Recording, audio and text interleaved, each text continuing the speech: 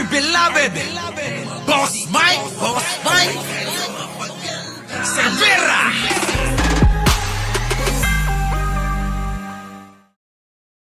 Magandang umaga, magandang hapon, at magandang gabi sa mandako ng mundo. Naroon kayo. Siyempre, magandang buhay na rin para sa ating lahat. Eto na nga. Alam nyo, etong di ba? Etong masyadong trending ito eh. Viral ito. Itong STL daw si Morales. Kasi ang dami nang nadamay, ang dami nang nadamay dito sa pinaggagawa ni Bato na dapat itinitigil niya na. No?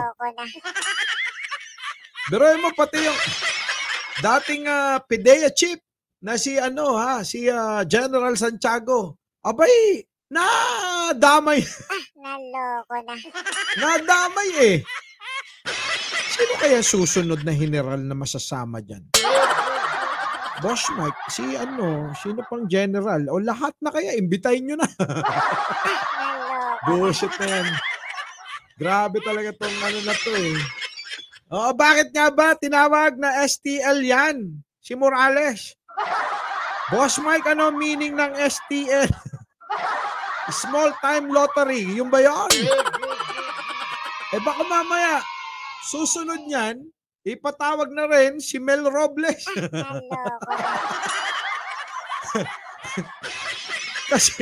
kasi nadadamay ni STL. Anyway, sige, panoorin na nga natin, para sige, pasok! Sa akin dito, hindi ako abogado. Pagka criminal prosecution, kailangan dyan, it is always beneficial. Ang approach natin yan, benefit of the doubt is given to the suspect. Makinig ka ba to, ha? Si General Santiago na yan. Bagay, naging general ka lang naman dahil kay diba? Dating chief of police ng Davao hanggang siya naging general dahil kay kay Digong. Sarap talaga Sarap talaga pagka malakas siya malakas kay Digong. Sige, tuloy mo. Makinig ka kay General Santiago Bato, ha? Pagkatapos may two-witness rule tayo dyan. As a matter of fact, yan sinasabi, nakinig ako siyempre si Congressman Marcoleta, bilib ako dyan, pinapanood ko. Siyempre. Si Marcoleta yan di ba? Depende pa rin. Kung si Marcoleta saan ilalagay din yung pato. Diba? Sige, pasok. Kaya kung nalaman na yung photocopy is secondary evidence. Secondary evidence. Pero babalikan natin yung tanong, kung nasa yung secondary evidence, again, nasaan yun ang root of contention dito sa hearing na to eh. Oo nga, nasa na ba? Yan yung ugat niyan. Nasaan? General, wala. Hindi makita. Na Los Valdez. Hindi alam kung saan, hindi nga alam General, kung saan galing yun. Basta ang mahalaga, tama si Morales. Yon ang mahalaga kay Bato, tama si Morales. Naloko na. Totoo si Morales. Lahat kayo, mga sinungaling kayo. Naloko na. Si Morales lang ang tama. Naloko na. Hindi sinungaling yan. Naloko na. Bullshit na yan,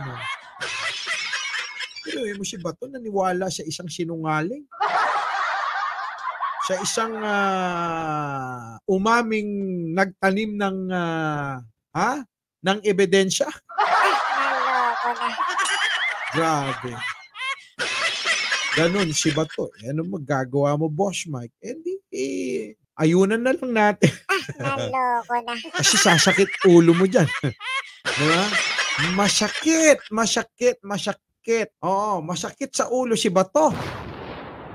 Makakalbo lahat yung makikinig kay Bato.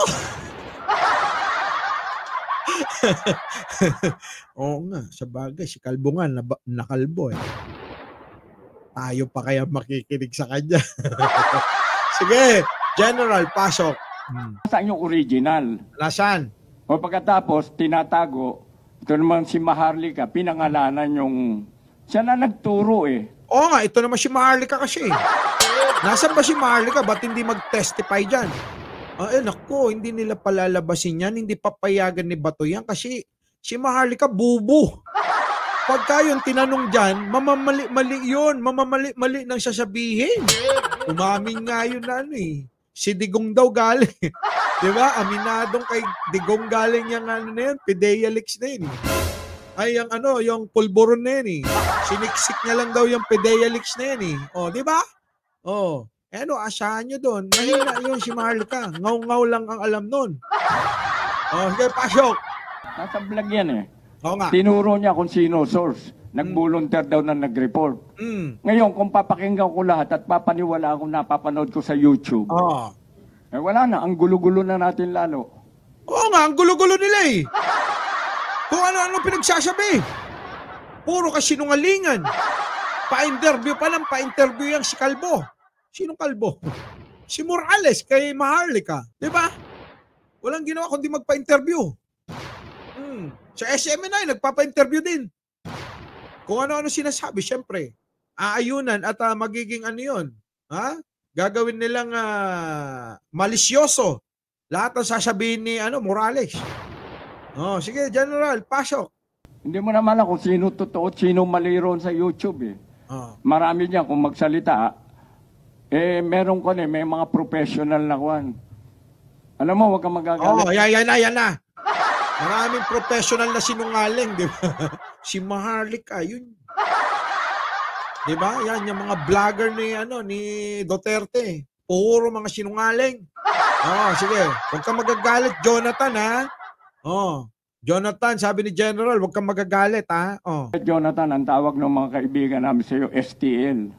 Ang tawag daw ng mga kaibigan ni General Santiago sa iyo, Jonathan Morales.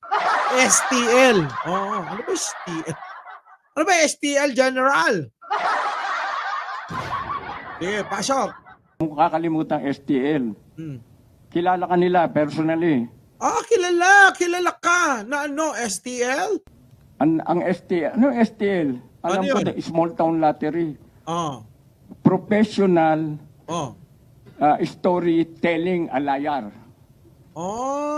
Professional storytelling alayar?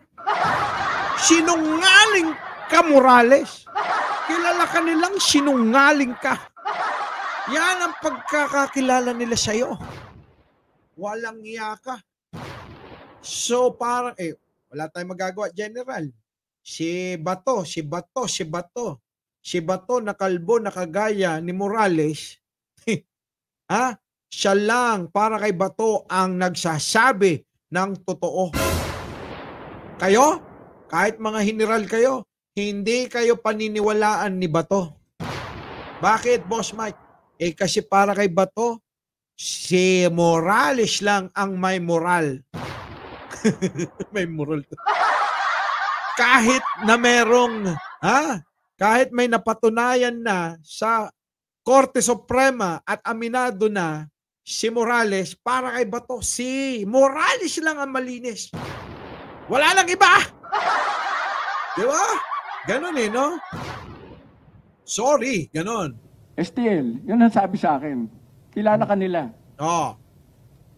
Okay, sir, with the indulgence of... Kilala. Kilala siyang STL, yun.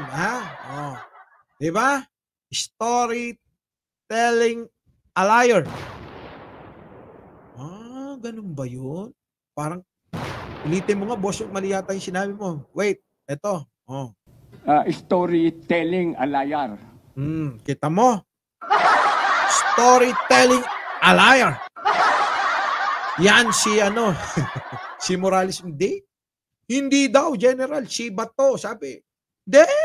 Nagsasabi ng totoo si Morales. Ay, nako, bato. Anyway, mga boss, ano ang masasabi nyo dito sa STL na to? Oo, ha? Paki-comment po sa mga hindi pa nakakapag-like, share, and subscribe sa ating walang kukwenta-kwentang channel na to. Oo, subscribe na! Muli, Mike Sherbero po, laging nagpapaalalang malin natin ang ating kapwa, ipagdasal natin lagi ang ating bansa. Magandang umaga, magandang hapon, at magandang gabi sa amang dako ng mundo naroon kayo. Siyempre, magandang buhay na rin para sa ating lahat.